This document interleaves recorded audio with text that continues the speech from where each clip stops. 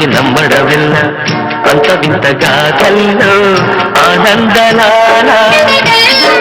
బ్రహ్మకు చెల్ల మైనవంత బలితవల్ల రేపల్లె వాడల్లో ఆనందలీల అయిన వాడే అందరికీ అయినా అందదు ఎవ్వరికి అయిన వాడే అందరికీ అయినా అందదు ఎవ్వరికి బాలుడా గోపాలుడా లోకాల పాలుడా